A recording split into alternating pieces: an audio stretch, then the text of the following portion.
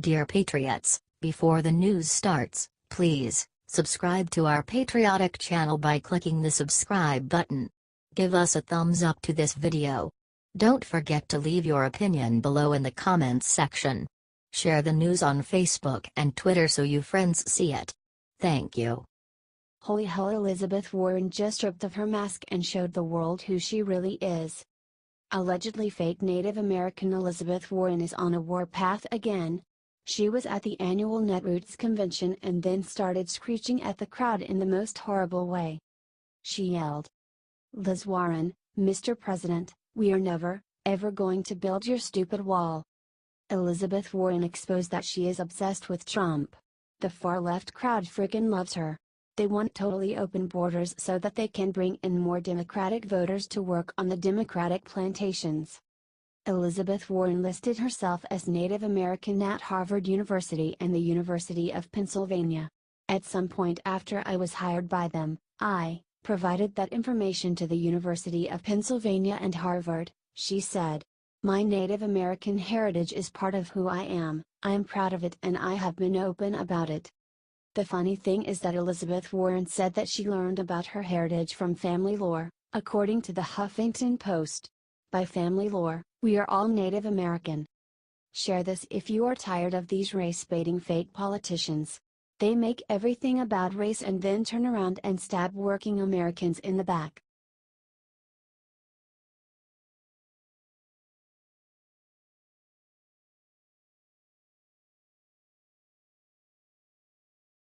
Hes Back scare Musai just went on TV to reveal huge secret about Bannon and Trump. The mooch is back and firing off his mouth at 100 miles a minute once again. Today he went on ABC and went on one of his legendary rants. You know, the same kind that got Reince Priebus fired. Anyways, so there was Scare Musai, talking to George Stephanopoulos, when they started talking about Trump's response to Charlottesville and, of course, Steve Bannon. That's when the mooch dropped this bombshell he may have gotten from Trump himself. Scare Musai said President Trump is gonna fire Steve Bannon because he is a leaker. After blaming Bannon several times for White House discord, the mooch said, "I think the president knows what he's going to do with Steve Bannon. Let's leave it up to the president. It's his decision, but at the end of the day, the president has a very good idea of who the leakers are inside the White House." Now, before you jump to Bannon's defense, think back. When the mooch was still at the White House, he went on a rant about the self-serving Reince Priebus and Steve Bannon being possible leakers. A week later, Reince was gone. What happened next? McMaster kicked all of Bannon's people out of the National Security Council. After that, Trump publicly declared his faith in McMaster. Since then, no major intel leaks. Look, there is no proof that Bannon is a leaker. His service is at the pleasure of the president. However, all the pieces are moving into their places and it does not look good for the former Breitbart editor.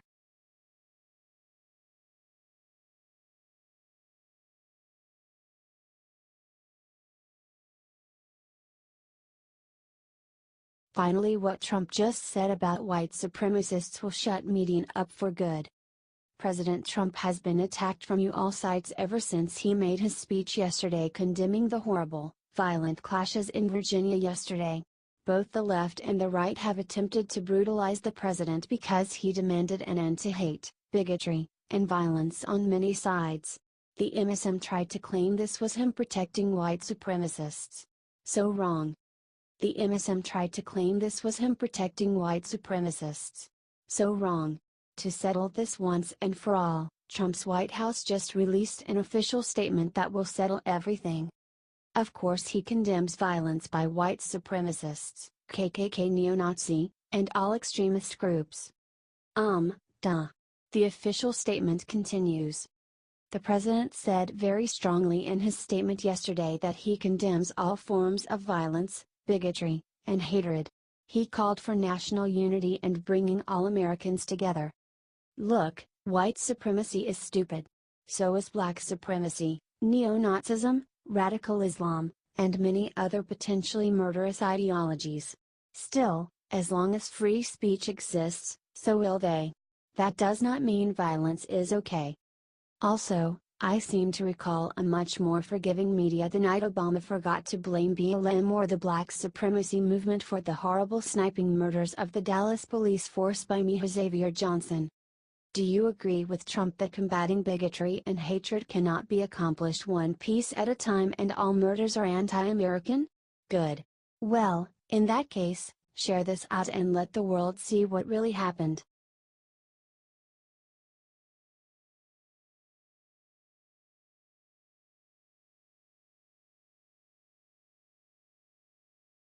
Trump just did the incredible for veterans with 6 epic words. And no one was looking. President Trump signed the VA Choice and Quality Employment Act in Bedminster, New Jersey on Saturday, according to The Hill. The new act will add $2.1 billion to help veterans pay for private medical care. President Trump said of the bill, "Today is another milestone in our work to transform the VA. This bill will ensure the veterans continue to have the ability to see a doctor of their choice, so important, and don't have to wait or travel long distances for care. The Veterans Choice program will let veterans get health care from doctors outside the VA if they live more than 40 miles away from a VA facility, or if they have to wait for a VA appointment for more than 30 days. Right before President Trump signed the bill and said something that put it all in perspective. "These great incredible veterans our finest. Are waiting in line for ailments that could be fixed quickly, and they're dying." He then added 6 great words. That's not going to happen now. The extra funding will buy time for Congress to debate further VA reforms. President Trump yet again did something awesome for our vets. Share it out there. HT The Hill.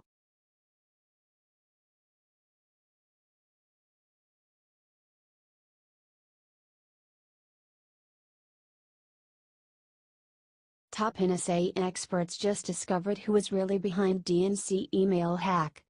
Well shoot, y'all. It looks like we were being led around by Obama and his cronies on the whole election email hack thing. Turns out they may not have been telling us the whole truth. The group The Nation brought together several forensic experts and 4 former NSA experts to analyze the DNC emails leaked during the election. Their findings, a big, fat red flag. They concluded that the email hack had to have been an inside job the whole time. The experts found that the email attack would have been impossible to do for an outsider. The attack took under 2 minutes and the data was too big. According to their findings, the volume of the supposedly hacked material and what is called the transfer rate is the time a remote hack would require. The metadata established several facts in this regard with granular precision. On the evening of July 5, 2016, 1,976 megabytes of data were downloaded from the DNC's server. The operation took 87 seconds. This yields a transfer rate of 22.7 megabytes per second. If the attack were really a remote attack like we were told, they would have needed lightning-fast internet to pull it off.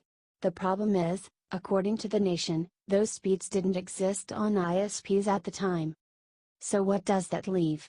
An inside job. Now, I don't want to point fingers, but considering the FBI case and the cover-up job done by Debbie Wasserman Schultz, I'd say Imran Aman is a good candidate for your leaker. Only time will tell, though. Why did Obama claim it was a phishing attack? Was he trying to cover up for something far bigger? We got to share these new findings out so the American people can decide for themselves.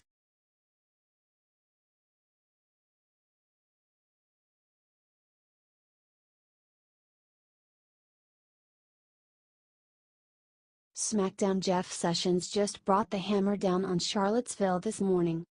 The Department of Justice and the FBI Richmond Division opened an investigation circumstances of the deadly attack in Charlottesville. This is huge. Jeff Sessions is cracking down like he is supposed to. The Richmond FBI Field Office, the Civil Rights Division, and the U.S. Attorney's Office for the Western District of Virginia have opened a civil rights investigation into the circumstances of the deadly vehicular incident that occurred earlier Saturday morning. The FBI will collect all available facts and evidence, and as this is an ongoing investigation we are not able to comment further at this time, according to Facebook.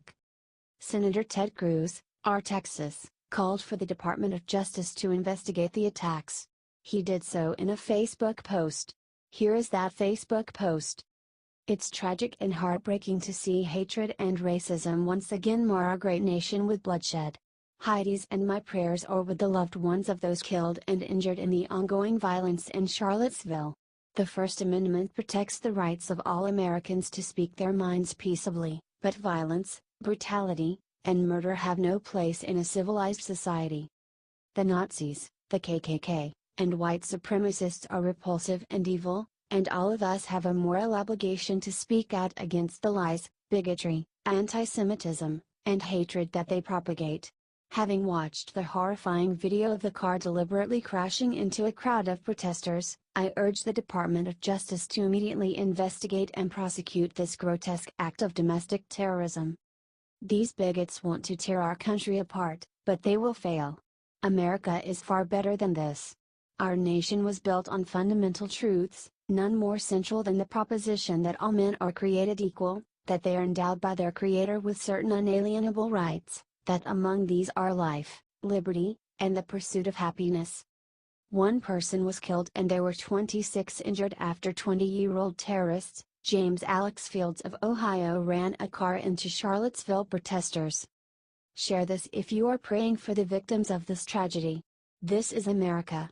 A place where people of all political persuasions can meet and discuss them peacefully. What we saw was terrorism. The guy that ran over those people part of a white supremacist group. He is no better than ISIS.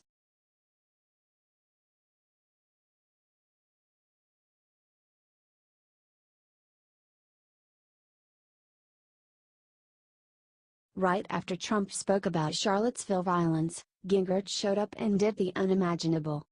Newt Gingrich has been one of President Trump's biggest supporters since day one. Now, whether it's an attempt to be genuinely helpful or just to plug his new book, it looks like Gingrich may have turned his back on the president. Almost immediately following the deadly violence in Virginia yesterday, Trump made an impassioned speech where he pleaded to all Americans to end the bigotry and violence. Simple enough, right? Wrong. Gingrich went on Fox Sunday Today to declare that Trump's statement was not enough.